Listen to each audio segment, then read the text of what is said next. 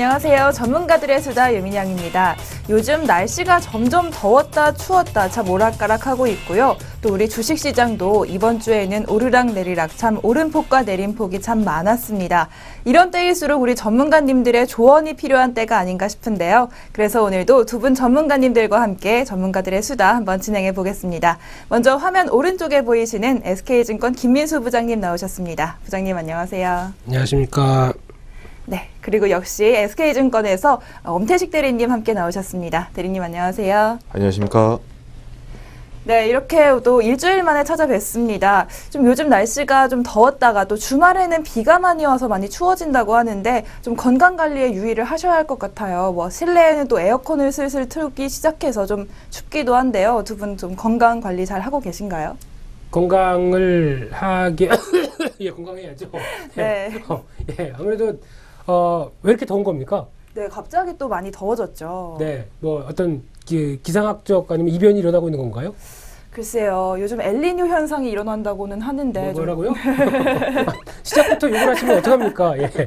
욕으로 들리세요? 네, 엘니뇨 뭐 이런 거를 들려가지고 예, 그렇습니다. 예, 그래서 네. 일단 날씨가 생각보다 많이 더워졌습니다. 네. 5월달인데 벌써 아이스 커피 그리고 또 이 빙과 없이는 못 살 정도로 낮에는 상당히 좀 뜨거워졌습니다. 그래서 네. 자, 이럴 때 금방 지칠 수 있고요. 예, 그러다 보니까 건강 유의가 제일 먼저가 아닐까 싶은데 이번 주말에는 비가 온다고 하나요? 네, 전국에 또 비가 온다고 하네요. 그래도 안 더위를 못 식힐 것 같은데요? 이 정도는? 그렇죠. 점점 많이 더워져서 근데 또 기온 조금은 낮아진다고 하니까요. 한번 기대해 보겠습니다. 네. 건강하신 거죠?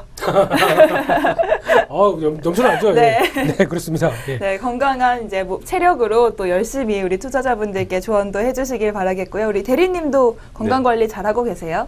네, 일단 햇살이 너무 뜨거워요. 네. 코가 낮에 많이 타셨네요, 코가. 예, 제가 또 피부가 많이 빨리 타는 그런 피부거든요. 예? 빨리 탄다고요, 피부가. 햇살을 받으면. 그렇게 시커먼 데요?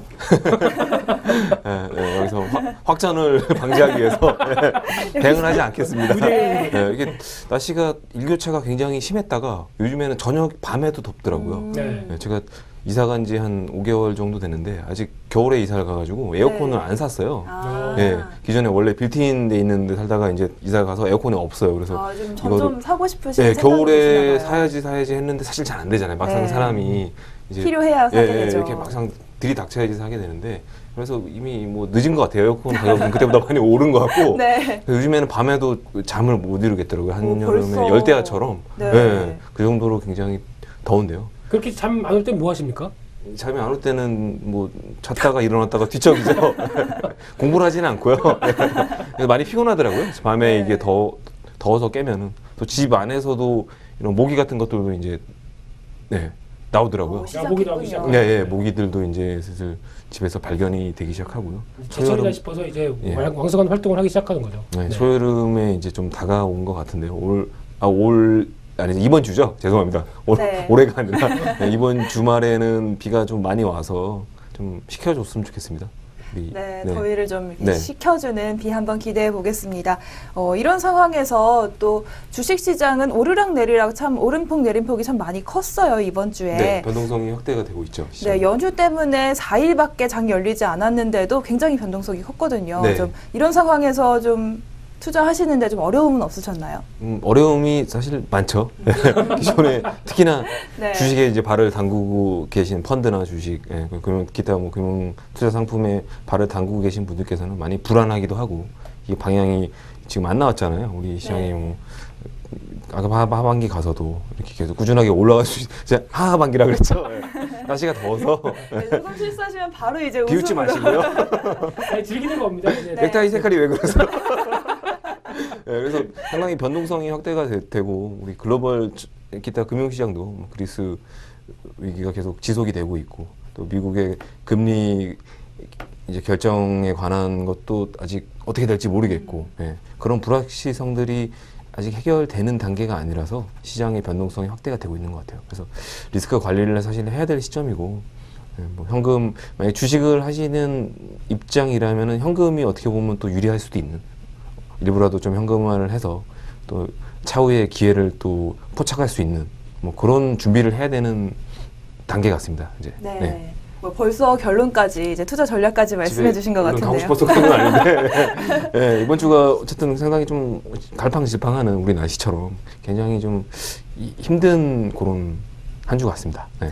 네, 원래 또 겨울보다 또 봄이 오기 직전에 그 약간 날씨가 변할 때가 더 힘들잖아요. 그렇죠. 그것처럼 좀 변하는 과정이라고 생각하면 되겠죠. 그렇죠. 뭐 여름 한여름도 아니고 그렇다고 지금 뭐 가을이 봄이죠. 예, 죄송합니다. 더워가지고 예. 오늘 이상하신데요?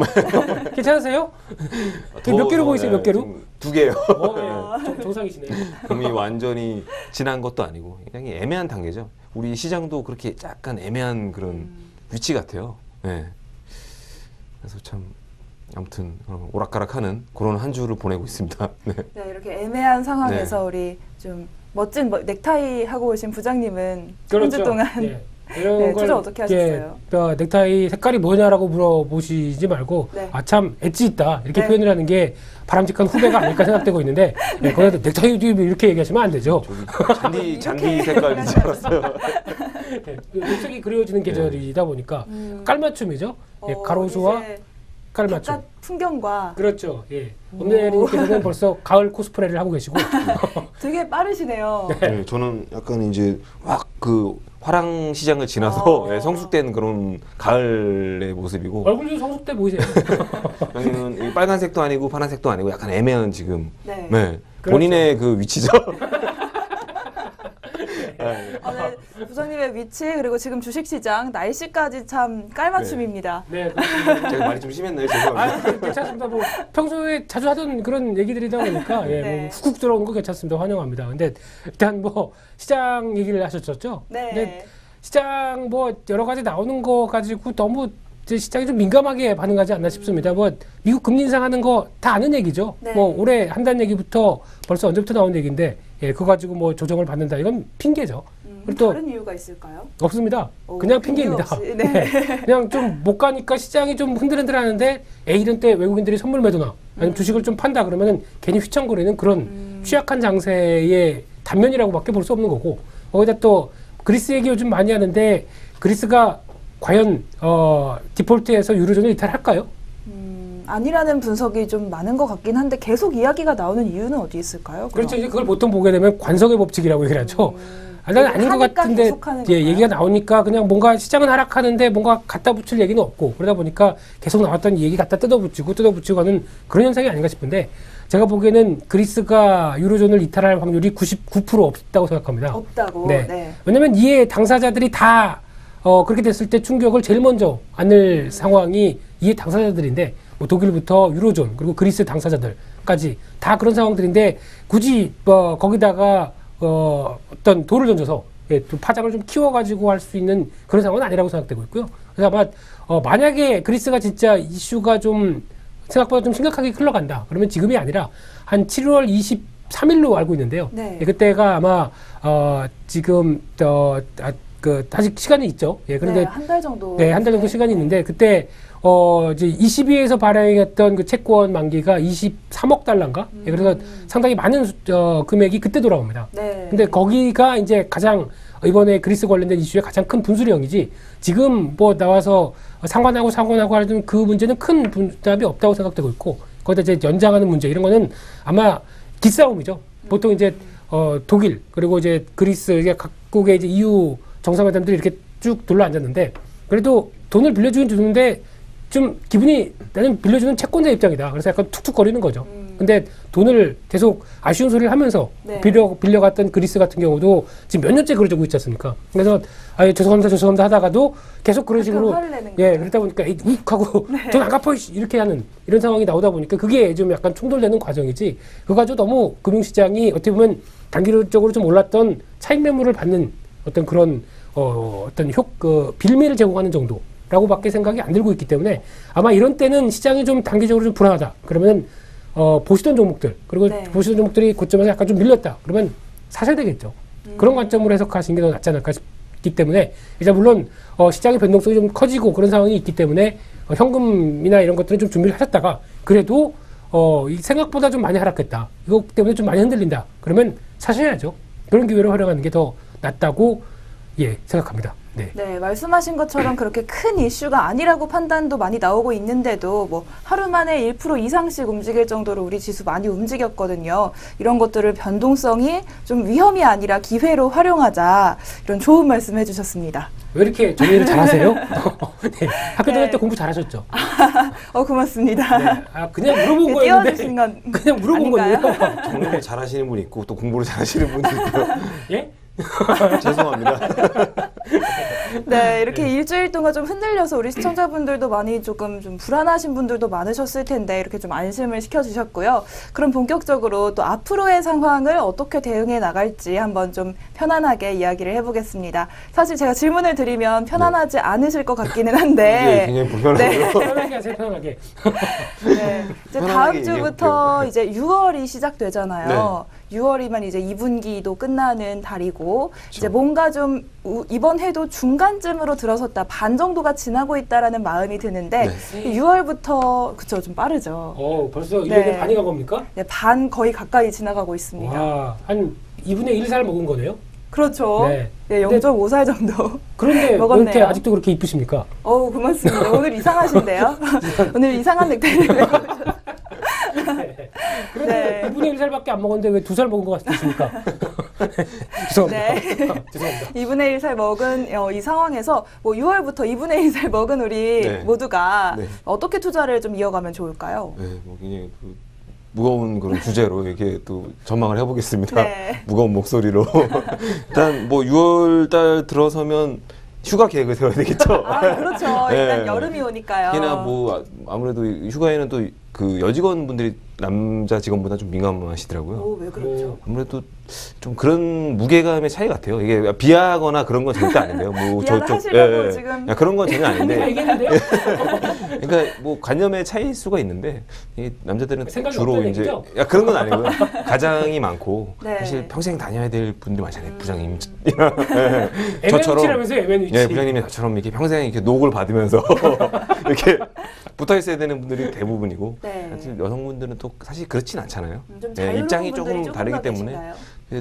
그렇죠. 회사에 저희는 이제 뭐 연말까지 어떤 목표로 이제 뭐 여름 휴가도 반납하고 오. 그런 건 아니지만 그 정도까지는 아니 건가요? 그 정도까지는 아니지만요. 다 녹화할 겁니다. 굉장히 녹화하고 보여드릴 스트레스에 좀 쌓여서 사실 휴가 계획을 좀 많이 세운 적이 없어요. 저는 그렇다고 제가 뭐 일을 굉장히 열심히 해서 그걸 못 세웠다는 건 아닌데. 그렇죠. 네. 부장님도 마찬가지고요. 네. 이제 열심히 하시지는 않지만 휴가 계획을 뭐 이렇게 보통 이게 막 미리 세우고 이런 경우는 없는데 보통 여직원 다른 여성분들은 이제 미리 그렇게 놀러 가고 이런 거를 막 이렇게 되게 체계적으로 많이 세우시더라고요. 오. 그런 분들이 6월이 일도 잘하시죠? 네, 그렇죠. 그런 분들이 또 일도 열심히 하시고 네. 절대 비하거나 뭐 이게 비교하거나 이런 건 아닙니다. 네. 제가 나중에 성향적으로 관념에 관심사가. 물어보겠습니다. 네. 관점에 약간 관념의 차일 수가 있는데 그래서 그런 휴가 계획들도 이제 많이들 이제 한참 6월이면은 세우시겠네요. 좀 빠르지진 않죠. 네. 예, 예. 이렇게 휴가 계획도 이제 확정을 지어야 되고 휴가 계획 어떻게 세우고 계십니까? 아직 못 세웠습니다. 그 얘기하시는 거죠? 예. 에커님은 어디? 저도 아직 못 쓰겠습니다. 그러세요? 네. 아직 계획성이 여직원이 없으신- 아닌가 보네요. 그러시군요. 누구세요? 그리고 뭐 회사 측면에서도 자기가 다니고 네. 있는 회사에서 내가 올해 회사가 정해준 목표에서 어느 회사든지 자기의 일이 있고 자기의 그 할당치가 있잖아요. 회사의 목표가 있고 있으세요? 여기에 부합하는 인재인가 네. 얼마까지 왔는가 예, 달성은 잘 되고 있는가 휴가 대신 그런 것들을 그런 좀 것들을 점검하고 계신 회사에서 거예요? 점검을 하겠죠. 나는 잘하고 있는가 개인적으로도 네. 체크를 해봐야 되는 굉장히 심각한 시기고요. 예, 여름도 어리버리 지나가다 보면 또 가을이 추석 오고 들어오고. 예, 예. 사실 금방 가잖아요. 네, 또 예, 연말도 오고요. 기로점에 이제 서 있는 개인적인 측면에서는 그런 것들이 있고 예, 주식 시장을 말씀하셨죠. 예.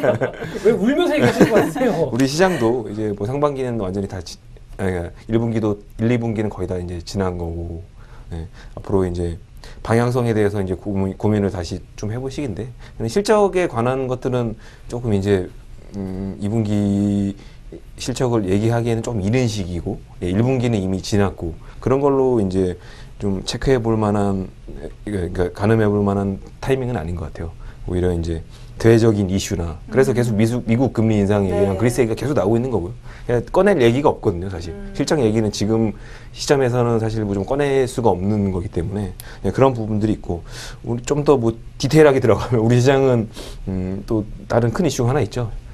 상한 한가가 예, 30%로 네. 늘어나기 때문에 6월 15일로 예정이 돼 있죠. 네, 예. 다음 그것도 달에 굉장히 있네요. 뭐 어쨌든 큰 이슈가 될 수밖에 없고 시장에도 뭐 단기적으로 일단 영향을 좀 미칠 것 같아요. 여기에 대한 지금 준비를 좀 증권사에서도 계속 해가고 있고 예. 투자자 여러분께서도 뭔가 좀 어떻게 대응을 할 것인가에 대한 걸 고민을 많이 하셔야 될 것 같고요.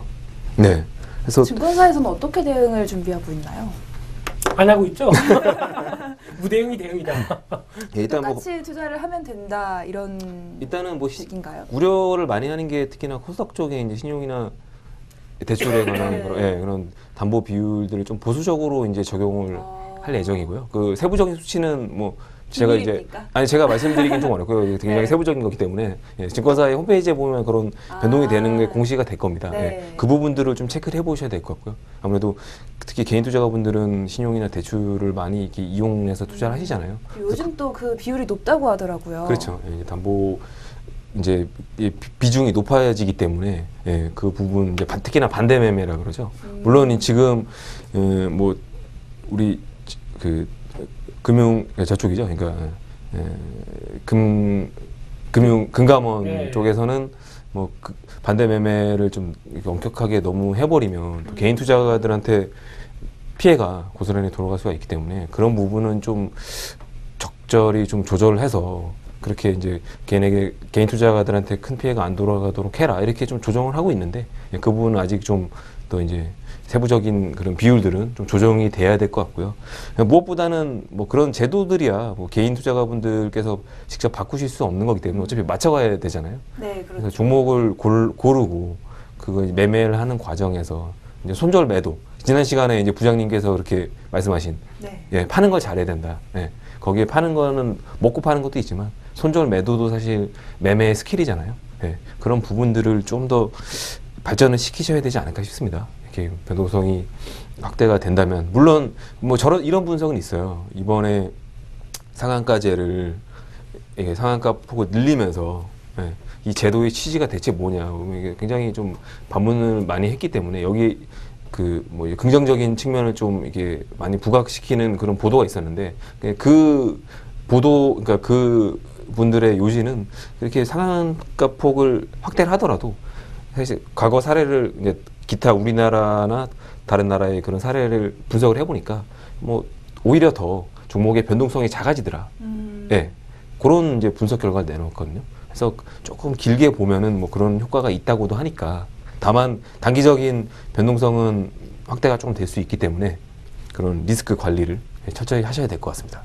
네, 6월 이슈 상한가 폭이 15%에서 30%로 늘어나는 것 좀 자세히 설명을 주셨는데요. 또 중간에 6월에는 또 우리 이슈보다는 해외 이슈에 많이 영향을 받는다고도 해주셨어요. 네. 상한가 폭은 대리님께서 자세히 설명을 해주셨으니까 이번에는 부장님께서 네? 네, 6월에는 뭐 실적은 아직 뭐 발표가 안 될 것이고 좀 해외 이슈나 이런 것들에 많이 영향을 받을 거라고 대리님께서 말씀하셨는데 우선 동의하십니까? 아니요. 네.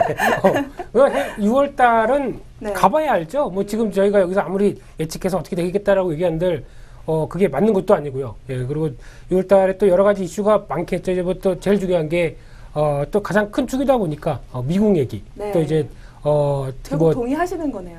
아니 그런데 그렇다고 하더라도 네. 이게 어떤 파장을 미칠지는 아직 가서 확인을 해봐야 되는데 이제 중요한 게 또 금리 인상 관련된 이슈 특히 FOMC가 또 중요한 게 6, 9, 12 뭐 이런 식으로 나오다 보니까 특히 6월 달 거에 혹시나 네. 또 기습적으로 금리 인상하지 않을까 어떤 약간 두려움 일말의 두려움 이런 것들도 있는 상황이 아닐까 싶은데 근데 뭐 그거 두렵다고 해서 또 그러면 두려우면은 주식 갖지 말아야죠.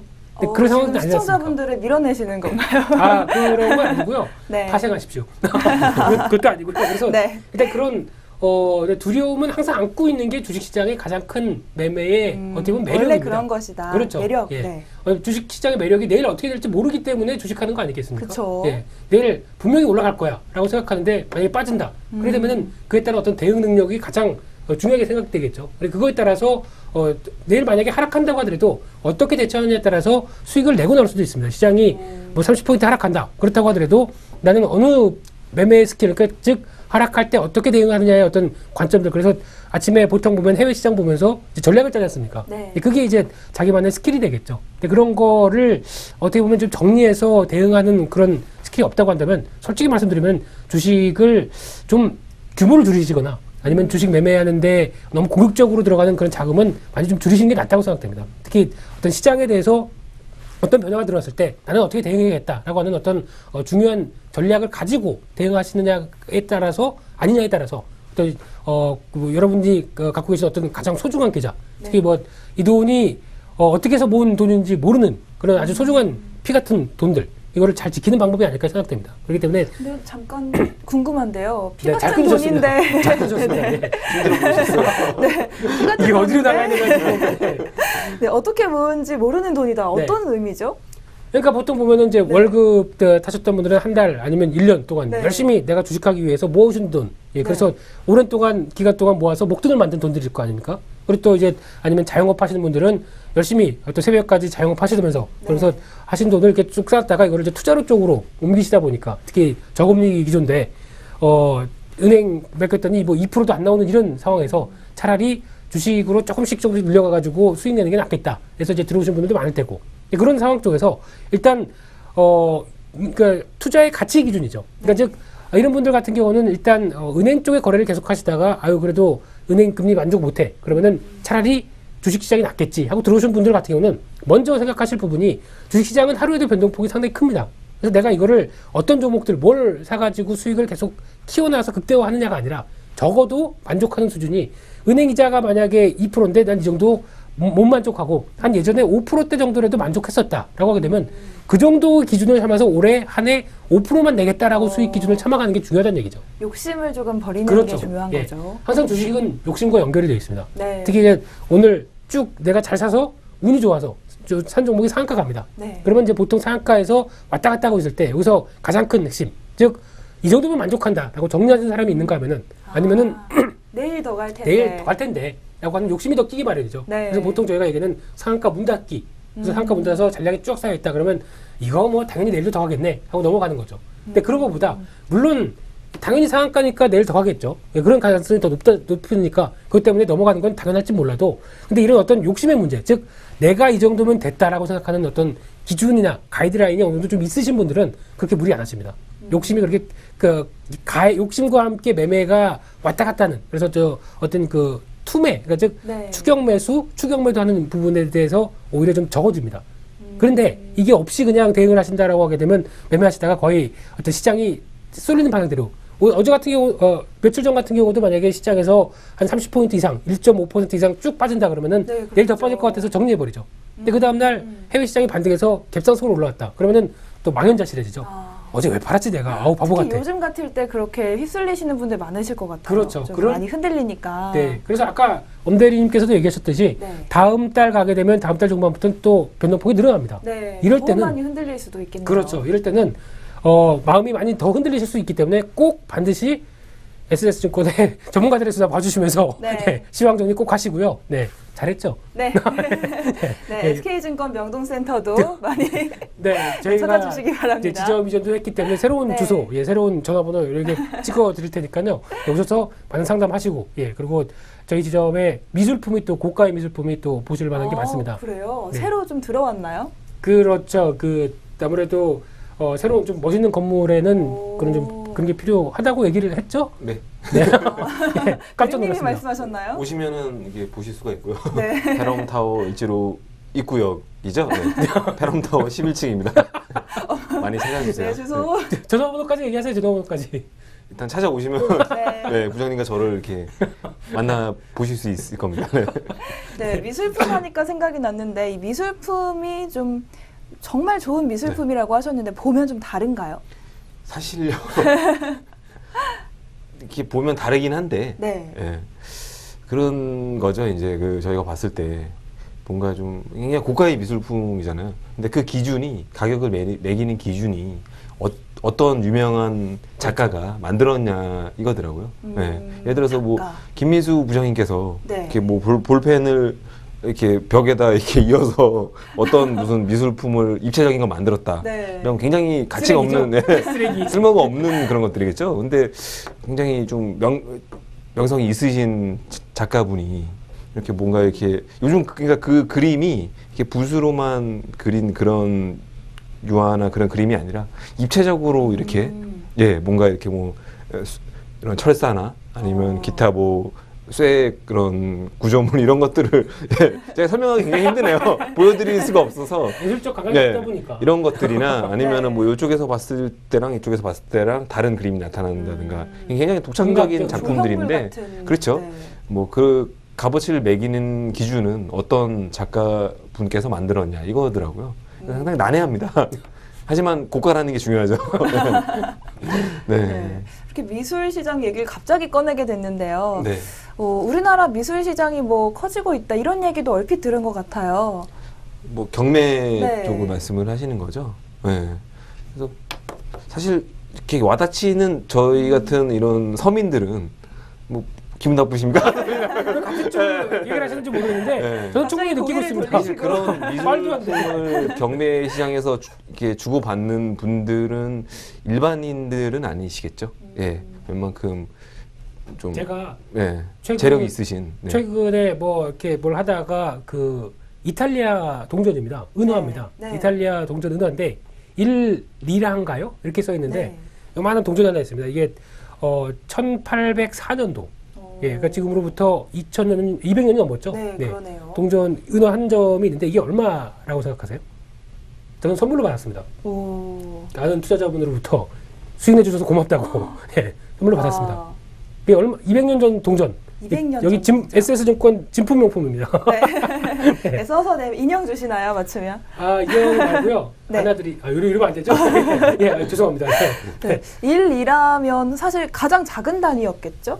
일이라면? 그렇겠죠. 근데 크기도 저희 손톱만한 정도더라고요. 근데 거기다 이게 캡슐 같은 걸로 딱 씌워가지고 네. 뭐 선물용식으로 저희가 수집했던 그런 것 중에 하나를 줬다고 하는데 예, 가치는 저도 궁금합니다만 네. 그래서 검색을 해봤더니 미사용품이면은 몇백만 원까지가 나타나더라고요. 오. 근데 약간 좀 사용한 흔적은 있기 때문에 그보다는 네. 떨어지겠죠. 그래도 근데 최소한 몇십만 원은 하겠네요. 비밀입니다. 그냥 이게 그 기념이죠. 뺏어갈까 봐. 아니 그러시는 드려요? 네, 그냥 보통 보면 이제 그런 걸 보면서도 이제 느끼는 게 그래도 200년 전 사람이 쓰던 네. 물건이 나한테 있다라고 생각하게 되면 왠지 기분은 좀 다르더라고요. 그런데 이런 그런 게 또 가치겠죠. 사실 돈보다도. 제가 드리고 싶은 얘기가 그겁니다. 네. 그러니까 어떤 미술품이나 어떤 이런 쪽에서 이제 시장이 커지는 이유 중에 하나는 일단 아까 말씀드렸듯이 유명한 분이 만약에 그림을 그리고 똑같이 같은 그림을 그려도 유명한 분이 1,000원만 쭉 그었다라고 하더라도 이분이 많은 예술적 고뇌를 통해서 자기의 시간을 활용해서 충분히 표현하는 그 한 작품이라고 하게 되면은 그거에 대한 가치가 사람들이 다시 보기 시작을 하는 거죠. 그러다 보니까 일단 특히 지금 같은 경우는 저금리 시대입니다. 네. 그러다 보면은 이 투자에 대한 여러 가지 대안들이 막 생겨나고 있는 시점에서 그런 작품들 그렇다고 그런 유명한 분들은 선을 쭉쭉 걷는 거를 거의 뭐 찍어내듯이 그렇게 안 하죠. 한 뭐 다르게. 1년 만에 한 작품을 냈는데 선 하나 네. 쭉 거 있다. 그러면 저게 무슨 뜻이 있을 거야 그러면서 사람들이 선호하게 되는 이제 그런 생각하게 만드는 힘인가요? 그게 예술품이죠. 예, 오. 상상력을 발휘하게 하는 네. 거고. 예, 이제 그런 쪽이 나오다 보니까 좋은 강의예요. 그래서 듣고 필기하신 거예요. 그래서 그런 식으로 나온 상황에서 또 하나 이제 좀 있으신 분들, 네. 좀 있으신 분들 뭐 저희는 뭐 끼지도 못하겠죠. 근데 저희 같은 서민들은 모르겠는데 있으신 분들 같은 경우는 이게 가장 중요한 게 그 상속의 수단으로 사용되지 않습니까? 즉 보통 지금은 이게 만약에 100만 원 정도의 가치가 있다고 하더라도 이걸 나중에 지금 가치로 샀다가 나중에 만약에 상속하게 되면은 적어도 뭐 30년 뒤면은 당연히 가치가 올라가 있다라고 되면 그에 따른 지금 상속세를 뭐 조금이라도 내고 물려줬을 때 그 뒤에 대한 가치가 올라가게 되면 그에 따른 어떤 부의 이전도 충분히 될 수 있다는 관점들도 같이 이어지다 보니까 그래서 예술품 특히 과거 예전에 어떤 고미술품부터 어떤 이런 부분들이 다 가치에 영향을 끼치는 게 이런 상황이 아닌가 생각이 좀 들고 있는데 왜 저를 미술품 시장까지 몰아내셨습니까? 네, 미술품도 일종의 투자네요. 투자합니다. 그래서 요즘 그 동전을 보면서 곰곰이 생각을 해봤더니 그래서 이게 어차피 이런 쪽으로는 한정된 분만이 들어가면서 그쪽에서 이제 거래를 하고 뭐 그래서 이제 그 사람들의 시장이라고 하더라도 저희가 만약에 엄대리님이나 아니면 앵커님께서도 만약에 그 시장 그 수준까지 올라오는 상황, 즉 갑자기 로또가 됐다거나 네. 아니면은 투자를 남편을 잘하셨다거나. 남편을 투자를 네. 잘하시는 아, 거죠. 남편을요? 남편에 대한 투자. 예. 네. 그러니까 갑자기 기침을 하시는데요. 이해를 하실 것 같아가지고. 네. 네. 그래서 그렇게 되면 이제 한층 레벨이 올라가시겠죠. 그렇게 되면은 구의 레벨이요. 생활 수준도 다 이제 네. 그렇죠. 이제 손을 이렇게만 해도 벌써 이제 커피가 아침에 갖다 주고 하는 이런 집사. 꿈을 한번 꾸셨던 것 같은데요. 제가 집사하겠습니다. 네. 이제 그런 상황이 왔었을 때, 이제 그렇게 됐었을 때 어떤 다들 이제 그들만의 리그가 있다고 하더라도 그들만의 쪽의 리그에서는 그런 식으로 거래가 된다는 거, 그런 식으로 어떤 거래품들이 움직이다 보니까 그에 따른 어떤 동경의 심리가 들어간 것도 어떻게 보면 프리미엄이죠. 아, 동경 프리미엄. 그렇죠. 또좀 그렇게 불을 가치를 올려주는 그런 게 있겠죠. 그렇죠. 보통 보면 한 뭐 요만한 작품이 하나가 있다고 하더라도 네. 이게 만약에 그들의 가치로 봤었을 때 이게 이거는 가치가 그들이 얘기하기로는 만약에 그들이라고 죄송합니다. 네. 그들님이시죠. 네. 그들님이요. 그들님들이 네. 얘기하시기 이거를 1억의 가치가 있다라고 하게 되면 저희 같은 서민들은 왜 그걸 거기다 1억을 거기다 벽에다 붙여놓고 있냐. 차라리 이거는 팔아서 여러 가지 쓸 수도 있고요. 그렇죠. 우리 대학에 다 학자금해야 되고 네. 생활비 써야 되고 이렇게 할 수도 있는데 왜 거기다 놓고 뭐 뻔히 보면서 1억을 투자를 하느냐. 이런 어떤 가치 기준이 달라지는 거죠. 그러다 보니까 그에 따라서 어떤 어떤 1억짜리가 또 이 사람은 갖고 있는 상황이 이거 한 10년만 지나면은 또 5억이 될 거야. 생각하는 어떤 시소 가치를 또 생각하다 보니까 저희랑 어떤 관점이 좀 다른 거죠. 그렇기 때문에 그런 어떤 프리미엄들도 같이 붙어 있다는 관점으로 보시는 게 맞다고 생각되는데 무슨 얘기하다가 고생하셨고요. 네. 네. 사실 관련주가 없진 않죠. 그렇죠. 뭐 네. 서울 옥션이라는 그렇죠. 그 업체가 많이 올랐었어. 네. 올랐었죠. 죄송합니다. 반말해서 죄송하고요. 네. 너무 힘드네요. 요즘 날씨가 더워서. 네. 오랜만에 얘기 경매 시장이 확대가 되면서 많이 올랐는데 주가는 이미 많이 올랐고요. 거기에 대한 이제 뭐 투자 포인트나 이런 걸 전달드리기는 많이 늦은 것 같아요. 마지막으로 팔아야 됩니까? 서울 뭐 옥션? 팔라는 얘기는 좀 드리긴 힘들지만 네. 뭐 지금 신규로 매수를 하시는 입장에서는 과연 지금 투자 매력이 있을까 그런 의문이 많이 드네요. 올해 사상 최대 실적이라고 하는데요. 근데 주가를 보고서 판단을 해보세요. 보세요, 이렇게 저는 지금 별로 말씀하시면 사고 싶지 않습니다. 좋으실 것 같아요. 마지막으로 이제 쭉 이렇게 길게 얘기를 해주셨는데요. 네. 뭐 이런 좀 약간 좀 검은 그런 그런 면이 그림자, 또 이게 재벌 가끔 이렇게 TV 뉴스에 나오잖아요. 네. 어디 뭐 수사한다고 갑자기 재벌가의 창고를 털었더니 그림이 이렇게 나오고. 그래서 예. 누구누구 컬렉션이라고 또 나오기도 하더라고요. 그러니까 약간 그 비자금의 네. 수단으로도 사실은 많이 고가 매입이 많이 사용이 되고 그것도 있습니다. 많이 봤습니다. 엄태식 컬렉션도 있지 않습니까? 야동 1번부터 네. 120번까지. 죄송합니다. 네. 다시 야구 동영상이요? 네. 네. 야구 좋아하시죠? 예, 빨리 그렇죠. 넘어가겠습니다. 네. 그래서 여기서 정리하고요. 미술품 이야기는 이제 마무리를 네. 하도록 하겠습니다. 갑자기 이제 엄태식- 사무전과 함께 대리님의 미술품 미술품은 이야기를 그런 했는데요. 쪽이죠. 네. 미술품 괜히 했나 봐요. 네, 좀 안 좋은 면도 한번 짚어주시려다가 네. 좀 당하셨습니다. 당하셨죠? 네. 네, 이렇게 우리 다시 투자 이야기로 돌아오면요.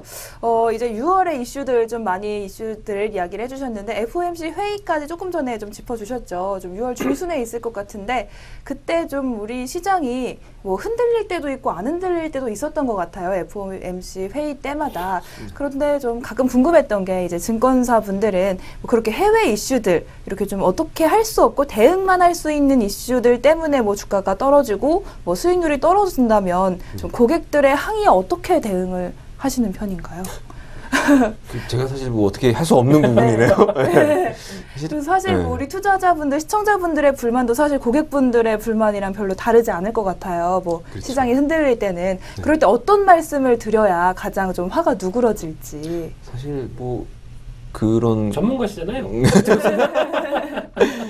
일단 고객분들은 수익률이 지지부진하고 뭐 이제 주식을 하다 깨지고 이러면은 본인이 이제 뭐 직접 하시는 경우도 있으시지만 뭐 이렇게 전문가들이 이렇게 권유를 해서 그렇게 손실을 보였을 경우는 화가 많이 나시겠죠. 네. 근데 그런 케이스를 많이 만들지 않는 게 좀 뛰어난 PB고, 네. 예, 또 일단 운영을 가장 기본적인. 예, 안 깨지게 운영을 하는 게 뛰어난 펀드 매니저고요. 네. 예, 뭐 그렇게밖에 말씀을 사실 못 드리겠어요. 근데 다만 그런 이제 그 글로벌 경제의 흐름을 상시적으로 저희가 상시로 체크를 하고 있지만 저희가 뭐 선행적으로 이렇게 미리 대응을 하고 이런 건 사실 불가능하죠. 다만 그런 건 있는 것 같아요. 그런 글로벌 그 증시, 그러니까 글로벌 경제의 흐름을 좀 간파할 수는 없지만 체크를 계속 꾸준히 해서 뭔가 대응을 해야 되는 거죠. 지금 금리 인상 얘기가 이제 계속 나오고 있는데 지금 저희 뭐 업계 뭐 소위 말하는 이제 리서치의 헤드들이 예상을 하는 게 9월쯤으로 예상을 하고 있거든요. 예. 글로벌 IB에서도 예상을 하는 게 거의 9월 쪽으로 예상을 하고 있고. 근데 뭐 이전에 개인적으로도 그렇게 생각하십니까? 저는 그렇게 생각 안 합니다. 네. 김민수 부장님께서도 이전에 말씀을 해주셨어요. 한번 VOD 돌려보기로 보시면 되는데 네.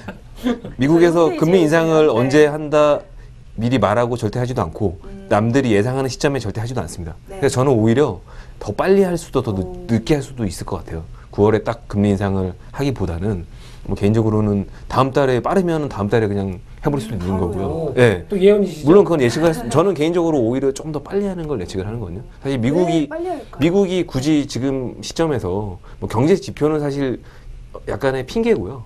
네, 경제 지표를 핑계 대고서 늦출 이유는 없는 것 같아요. 금리 인상을. 미국은 지금 금리 인상을 해야 되는 단계가 맞거든요. 예. 그래서 그걸 사실 늦출 이유는 없고 다른 뭐 타국 글로벌 증시를 고려해서 뭐 금리 인상을 천천히 하고 이런 건 당연히 말도 안 되는 거고요. 뭐 그래서 배려할 미국 필요가 입장에서 없는 거죠. 미국 입장에서 사실 금리 인상을 해야 되는 단계인데 이걸 계속 늦출 필요는 없다고 보거든요. 그래서 우리 글로벌 증시, 우리 증시도 이렇게 강하게 반응을 하고 있는 거는 이런 좀 선제적인 미리 이제 금리 인상을 할 수도 있다. 그런 가능성을 좀 열어두고 있는 것 같고요.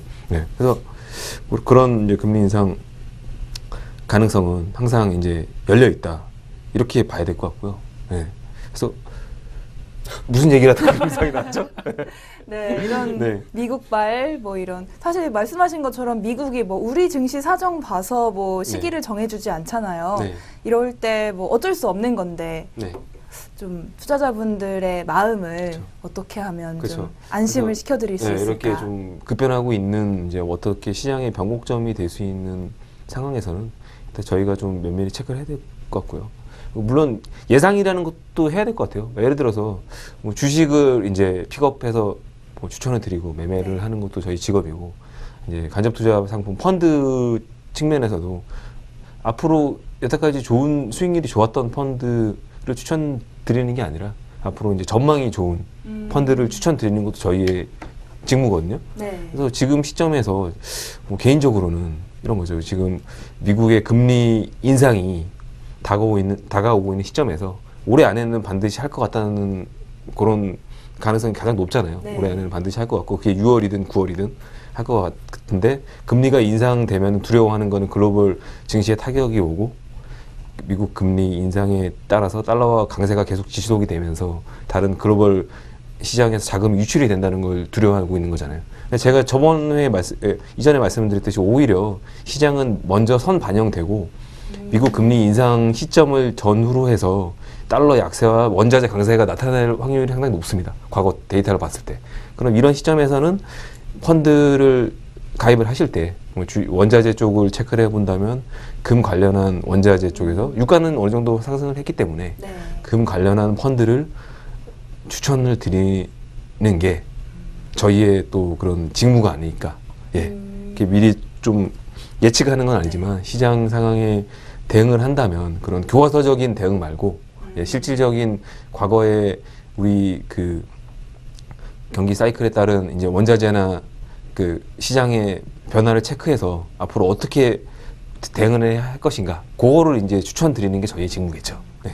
네, 펀드 이야기까지 해주셨는데 펀드 이야기하니까 생각나는 게요. 펀드는 사실 뭐 3개월 정도 네. 좀 환매 기간이 네, 있는 것 같은데 네. 그러면 아무래도 뭐 스스로 투자하시는 것보다 좀 장기 투자를 생각을 하셔야 할 것 같아요. 그렇죠. 왜 웃으시죠? 아유, 또 이제 광고성, 홍보성 글이 나갈까봐. 예, 나갈까봐. 임대리님의 미리, 예, 네. 그럴까봐 이제 미리 이제 설레발을. 미리 웃으셨군요. 네. 괜찮죠? 정말 나오는지 한번 끝까지 여쭤볼게요. 네, 펀드는 네. 아무래도 뭐 두세 달 투자를 하시려고 하시는 분은 거의 없어요. 네. 네. 거기 펀드의 그런 성향 자체도 사실 그런 중국 단기적인 펀드는 가능하지 않을까요? 요즘 같은 때? 네, 뭐 가능은 하겠지만 네. 환매에 대한 그런 페널티를 일단 감수를 해야 하고요.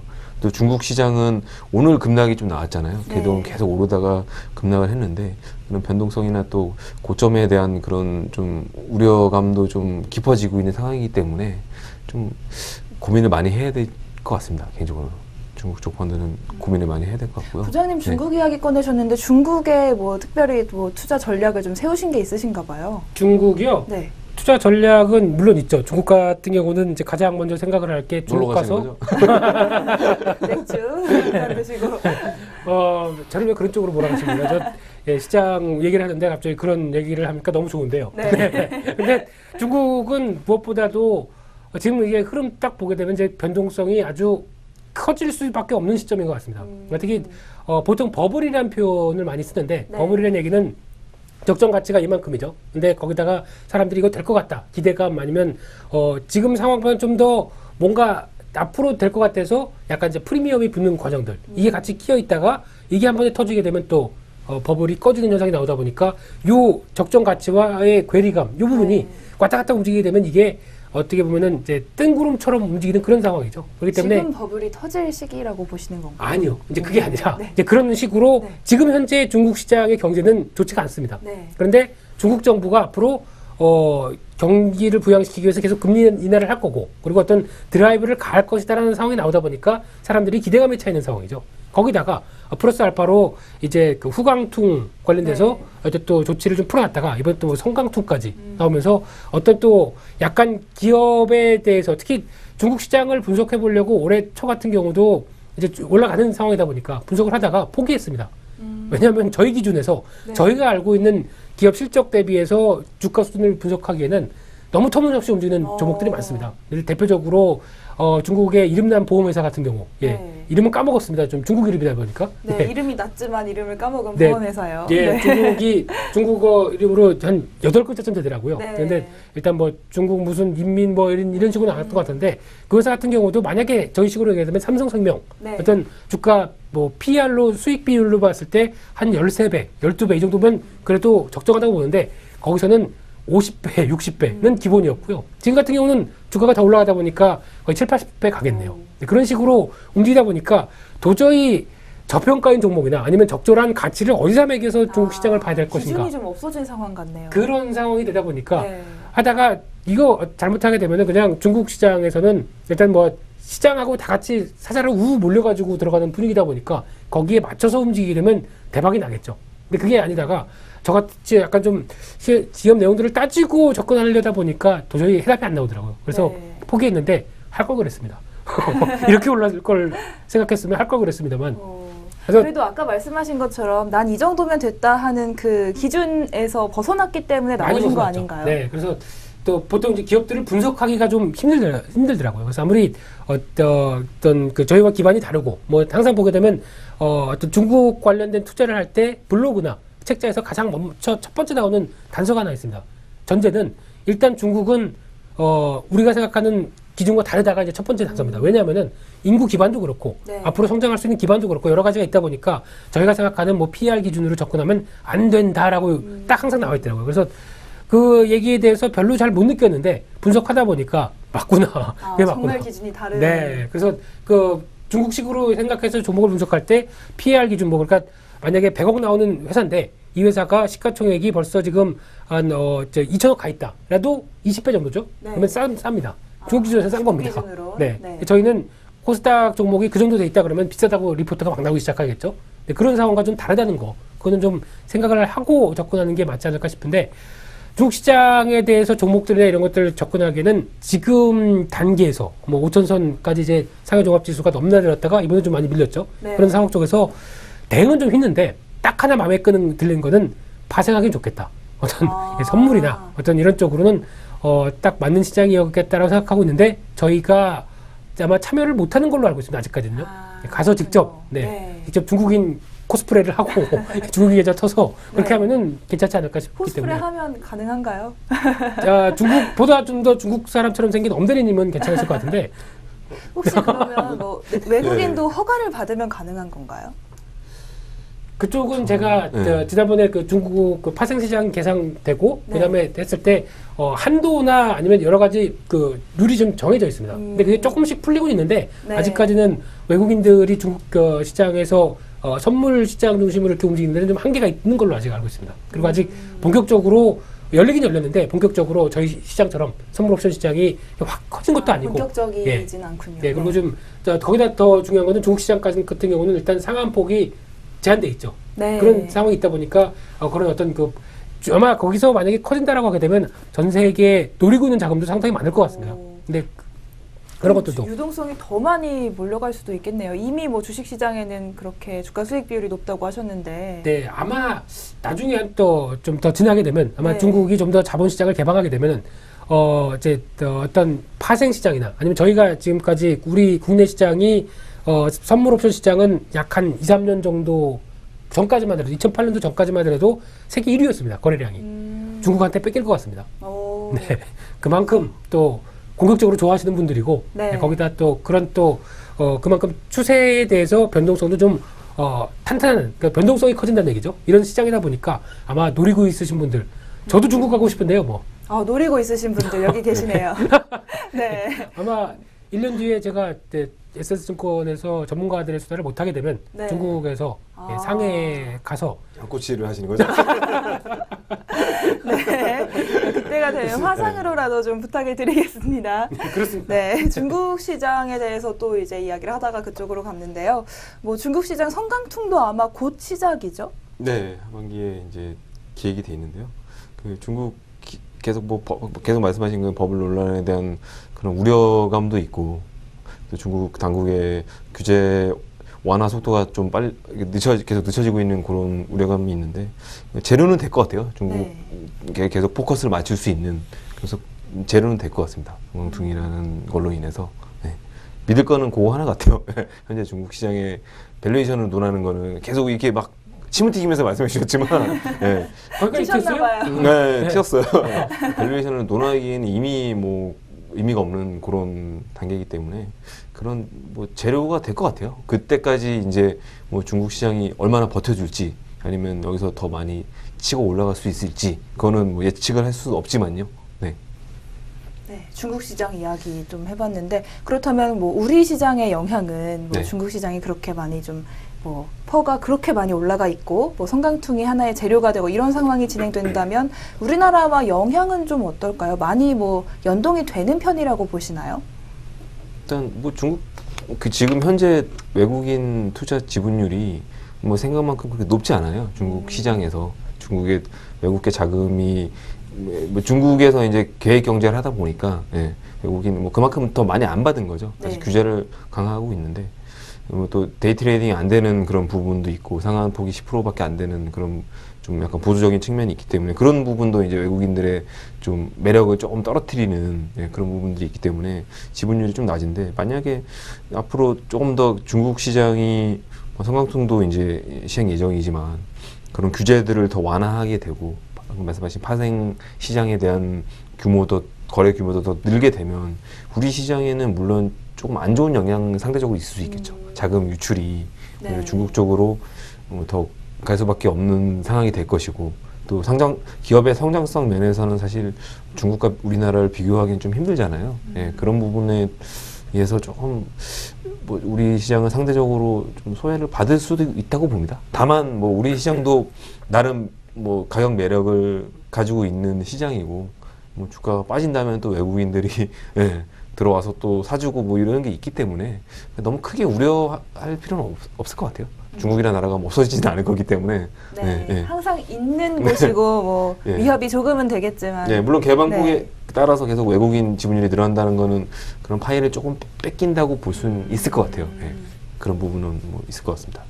네, 또 얼마 전에 보니까 그 MSCI 지수죠. 거기 신흥국 지수에 뭐 중국이 좀 들어간다 이런 것도 이야기가 나오고 있던데 이런 것들이 뭐 좀 악영향이 우리 시장에 올 것이다 이런 이야기도 많이 뭐 신문과 뉴스에 많이 나왔잖아요. 글로벌 그런 자금 정도가 유출이죠. 그런 정도가 뭐 아주 걱정할 정도는 아닌 건가요?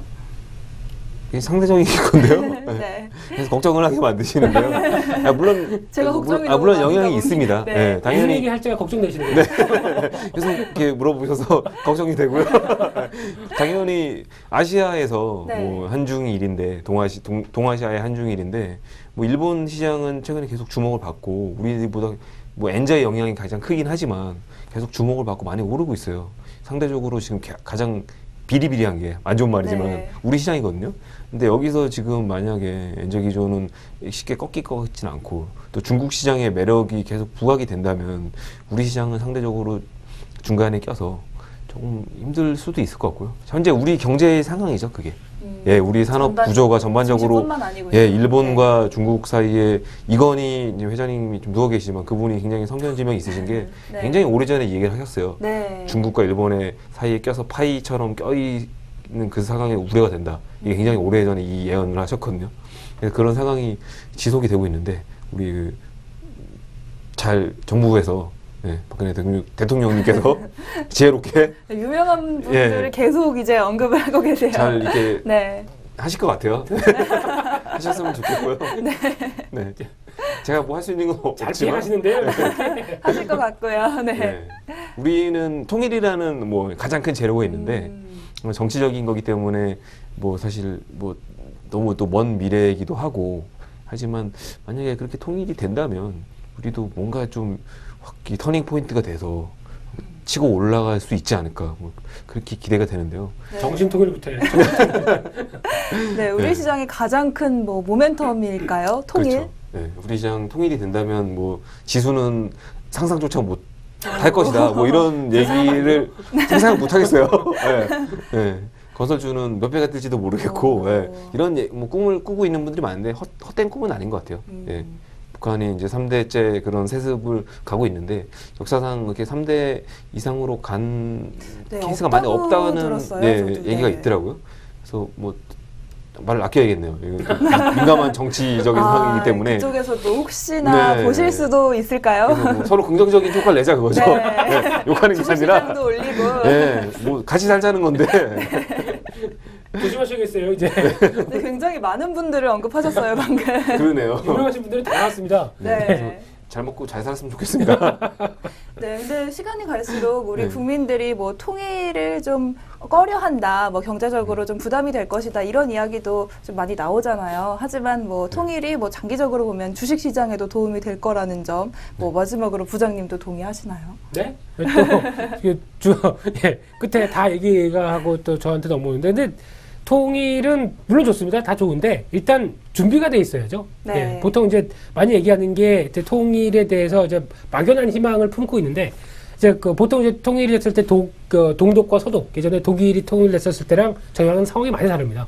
그때 같은 경우는 그렇죠. 일단 왕래나 어떤 기본적인 관점 쪽에서 물론 하나라는 나라는 인식을 하고 있었던 상황 쪽에서 어떤 이제 체계적으로 단계적으로 이렇게 좀 합의를 보고 나올 수 있는 어떤 그런 준비 과정들이 좀 충분히 있었죠. 근데 저희는 만약에 지금 어떻게 될지 모르겠지만은 지금 이제 이 세습 체계가 무너져서 갑작스럽게 만약에 통일이 된다 그러면은 아마 충격은 앞으로의 장밋빛 희망보다 충격이 더 먼저 올 것 같습니다. 먼저. 네, 그거는 네. 먼저 감수를 해야 될 상황이고 거기다 이제 보통 얘기하는 게 사회적 비용을 얘기를 하죠. 네. 그래서 그런 쪽에서 얘기가 많이 되는 상황들인데 보통 아까 엄 대리님께서도 얘기를 하셨듯이 이제 뭐 건설주나 뭐 이런 것들 뭐 이제 통일이 됐을 때 얘기를 하는데 제가 보기에는 만약에 통일이 된다 그러면 가장 뭘 먼저 해야 될 거라고 생각하세요?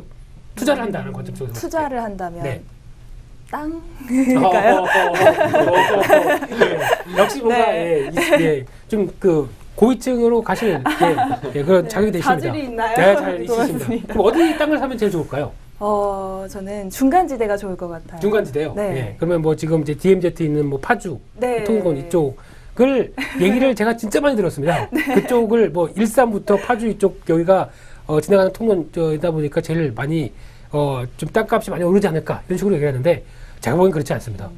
차라리 어디가요? 그러면은 평양으로 갈까요? 평양으로 가야죠. 네. 평양으로 가서 아마 어떻게 보면은 이제 서울, 부산, 평양 이런 식으로 거의 거점이 거점으로, 그렇게 네. 바뀌어질 상황인데 그러면 당연히 평양으로 가야죠. 평양으로 가서 과감하게 조금 더 올라가야 그렇죠. 예, 거기 가서 이제 첫 차 타고 네. 이제 땅 따먹기 이런 표현하면 안 되는데 이제 그런 식으로 이렇게 하는 게 더 낫지 않을까. 네. 그러니까 어차피 개발은 돼야 될 텐데 뭐 그쪽도 이제 수도였기 때문에 거기서 이제 개발이 거기서 또 시작이 된다라고 하게 되면 평양을 사치는 게 좋다고 생각되는데 네, 제가 왜 이런 얘기를 투자 전략까지 말씀을 드렸습니다. 다양한 투자 정보를 평양으로. 드리는 네, 전문가들의 수다였습니다. 감사합니다. 네. 네, 이렇게 다양한 투자 정보 오늘 많이 드렸습니다. 이제 전문가들의 수다, 50분간의 수다를 마치고 이제 마무리를 해야 할 것 같습니다. 이제 6월부터 본격적인 여름도 시작될 거고요. 하반기 투자도 또 준비를 하셔야 될 텐데 저희 SS증권방송 그리고 전문가들의 수다와 함께 좋은 투자 계속 이어가시기 바랍니다. 그럼 저희는 다음 주에 다시 찾아뵙겠습니다. 시청해주신 여러분 고맙습니다.